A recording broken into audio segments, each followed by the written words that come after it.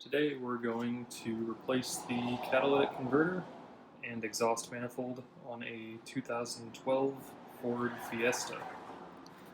The main problem with getting this out is just the clearance between the firewall and the manifold. The solution that we're going to go with is take off these windshield wipers. So just pop the little cap, and there's a bolt right underneath on both of them. And then we're going to pop off this guy. And that should open up the room to get that manifold out a little better, or at least get some wrenches in there. So these wiper arms are actually not super easy to get off. One thing I did is I added a little mark on there, and then you can barely see it, but I've got a corresponding mark there just so that when I put them back, they're going to line up how they were stock. But a trick you want to do is fold the arm of the wiper and then kind of rock it back and forth to pop it off. Once you do that, it's pretty easy, but without doing that, it seems quite difficult. All right, next we're going to want to remove this top big plastic piece that covered the base of the wipers. To do that, you're going to pop off each one of these clips that goes along the top edge. The way I'm doing it is I'm just shoving a screwdriver in there and kind of prying it out, going in all directions just to get the clip kind of not too forcefully off. Alright, so the next piece we want to get out is this base plastic that was underneath that cover. There's 4 10mm bolts, one over here, one over there. Those are super easy to get. And then these are pretty hard to get. There's one right there and one over there. What I've opted to do is just pop out this headlight a bit to get better clearance.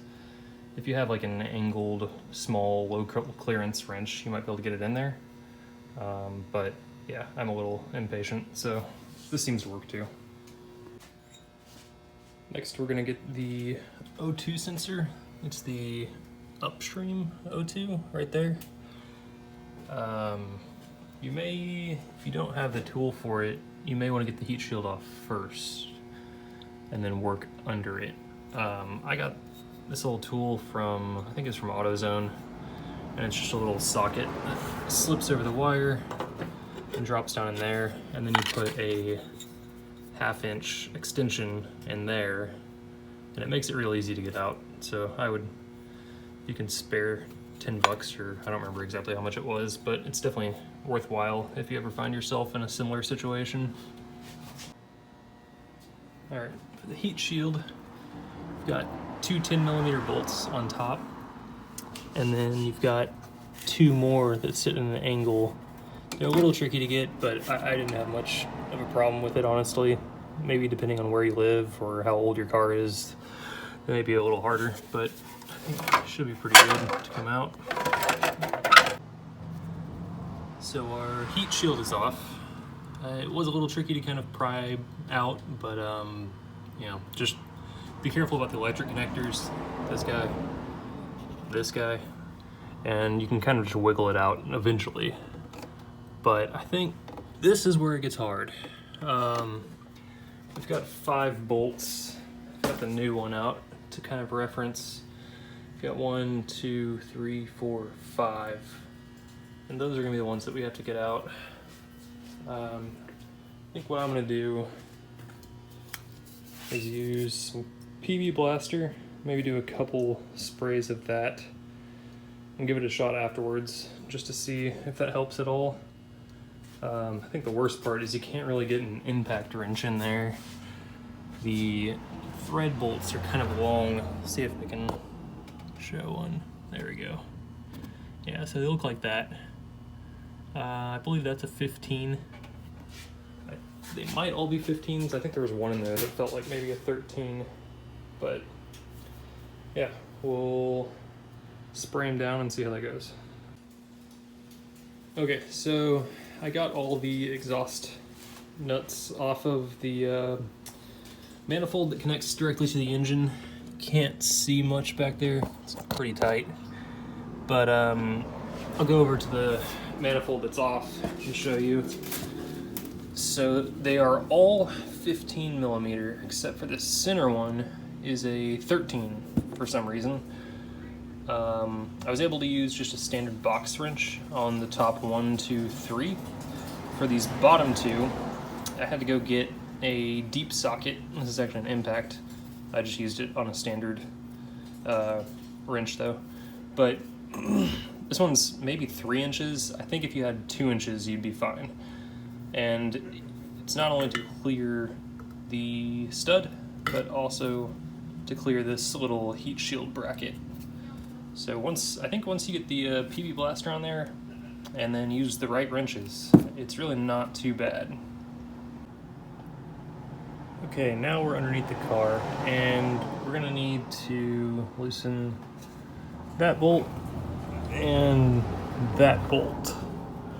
We're also gonna get to the downstream O2 sensor, which you probably can't see too well, but I also realized that there's these 2 bolts. I hadn't seen those earlier. They don't look like they'll be a big deal. I'll show it on the actual manifold in a second. So here we go. We got 1, 2 bolts to remove. They're both 15 millimeters. And then on the back side, you've got these guys. I think they're 13, but I will let you know after I do it.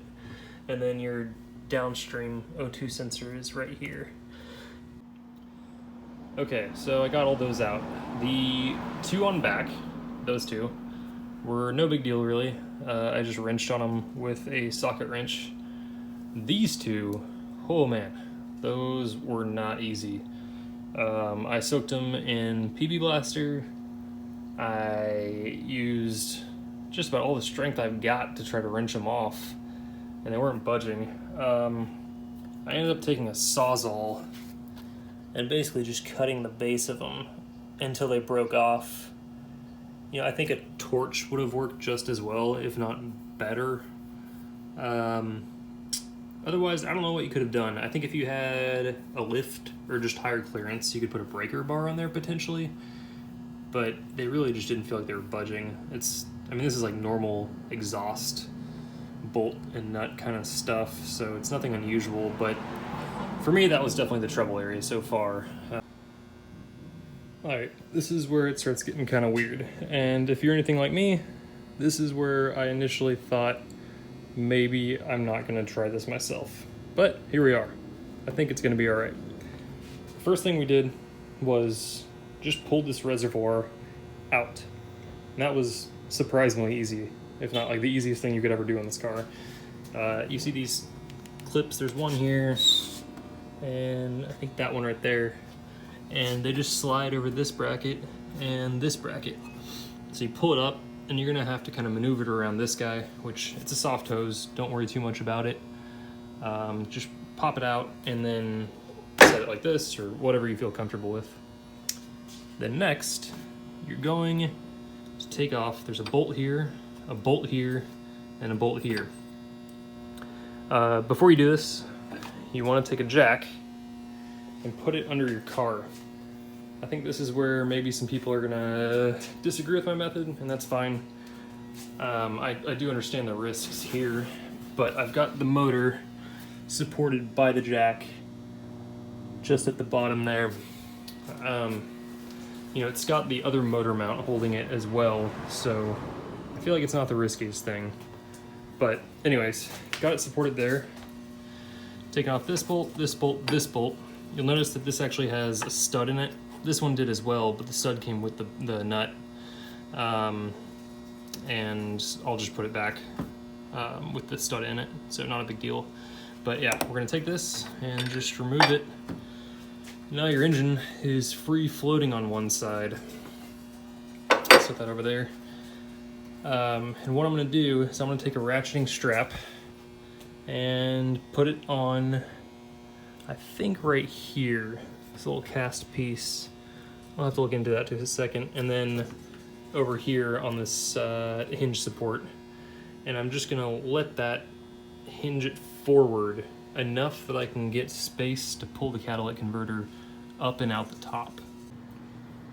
All right, so here is our ratchet setup, named appropriately. Got this guy through that hook. Got this guy just kind of hanging on here. Maybe not the best way to do that, but I think we're gonna be all right. Now, what I did is I ratcheted it, pulling the motor forward. When I got it to where it was just butted up against basically the radiator, I lowered the jack just a tad to get this engine just a little more out of the way of the cat. Now, it looks to me like we're gonna be able to pull that thing right out. Let's give it a try.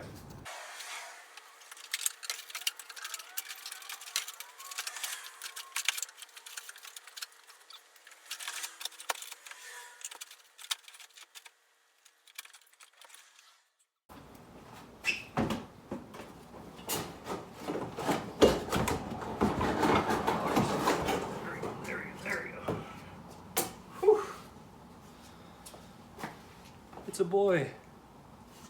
All right, he's out. As far as I understand, that's the most of the work. Now it's going to be just doing everything in reverse order. Kind of looking here. I might want to pop out these little bung inserts for the O2 sensors before putting the new one in, just because it's going to be that much harder once the thing's actually in. Yeah, otherwise, I'm just going to do this all in reverse now. If I run into anything on the way, I'll definitely pop in with a little more video. So one thing to add is when you're getting ready to bolt the new manifold back on, I couldn't find the exact specs, but it seemed like 25 foot-pounds was kind of an average of what I could find between like the ST and some other, like the Focus, things like that. So that's what I'm gonna do. Definitely proceed with caution. I don't want to be responsible for you breaking a bolt off in your head or something. But otherwise, the pattern you're gonna want to do is start in the middle, this 13 volt, then go to this 15, and go over to this 15, that 15, that 15. Then go back through in the same order and just recheck your torque specs. All right, we've got this all buttoned up. It really was not any problems to put back together, other than the damn heat shield. There's 4 of those little M10 bolts on it. Top 2 were fine. The passenger side one was fine. The driver's side, I don't know what the deal was, but I spent way too much time trying to get it to work. I guess it's stripped. I don't know. I spent about a half an hour.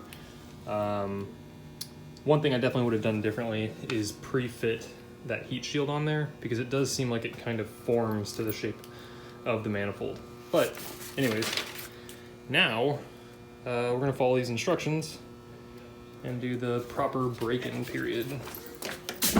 This is Dorman's instructions. And step 1 is start engine. Do not touch the accelerator pedal. Mind you, this is also the first time I've tried starting this, so I don't know what's gonna happen.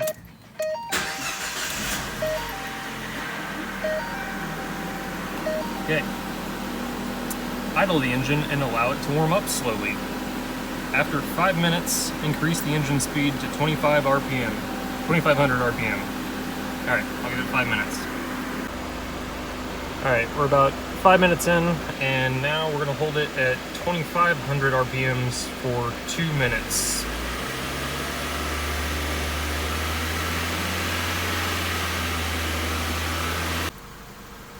All right, that's the whole warm-up cycle. We're gonna shut it off and let it cool down for about a half hour or so. Driving it around, everything seems really good. I think it kind of sounds a little better. That might be like a placebo thing going on. I don't know. But I've got no warning lights. There was a little bit of smoke when I started it. You know, my immediate reaction was like anyone else's, holy shit. But I think it's just, you know, they put a lot of like coatings and things like that on these exhaust parts so that they'll have a longer shelf life. It prevents rust, things like that. So it's mostly burnt off now. I would say not entirely. So don't worry about that. You know, a couple questions I could imagine about this would be, one, how long did it take? It took me about maybe a little over half the day. I took a pretty long lunch break. I could see, you know, there's people out there that can do this in 2 to 3 hours. I'm not one of those people. I would say most people aren't. I think it would take most people a half day if everything goes pretty good, like it did for me. The second thing would be, you know, is this something you could do? I would say yes. I think most car maintenance things just about anyone can do. But yeah, that's it, man. Go out there and fix your fucking car. See ya.